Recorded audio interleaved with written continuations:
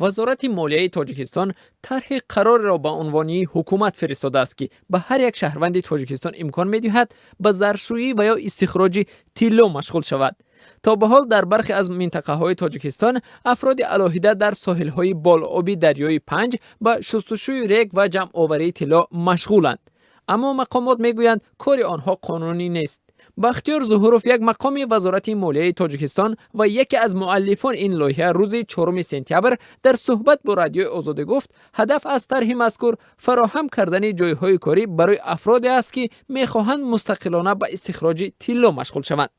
یک قرار حکومت درباره قاعده های دادن اجازت برای هم شخصانی حقوقی هم صاحبکاران انفرادی، یعنی میتونه شخصی علاوه هم خودش هم در مقامات انداز به قید گیرد و همین شغل فعالیت کند، هم میتونه شخصانی حقوقی یک چند کارمند جلب کند در همین هم فعالیت کند.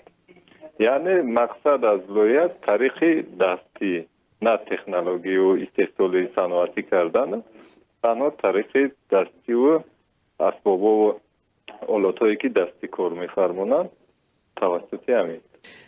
ظهوروف افزود طبق این لایحه افراد خواهشمند میتوانند خود را به حیث صاحبکار در مقامات انداز ثبت کرده با دریافت پتنت به استخراج طلا و یا زرشویی مشغول شوند.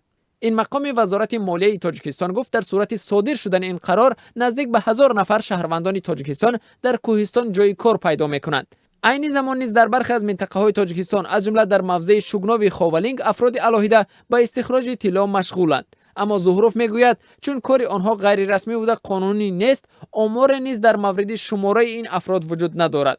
ضمناً با آمدن شرکت‌های چین در تاجیکستان استخراج طلا به مراتب افزود. وزارت صنعت تاجیکستان سال گذشته اعلان کرده بود که استخراج طلا در کشور 11% افزود، اما آمار چند تانه استحصال شدن طلا را به دلیل سری بودن آن آشکار نکرد. اما بنابر حساب‌های اقتصاددانها در تکیه به آمار سال‌های پیشین، سال گذشته در تاجیکستان بیش از 5 تانه طلا استخراج شده است.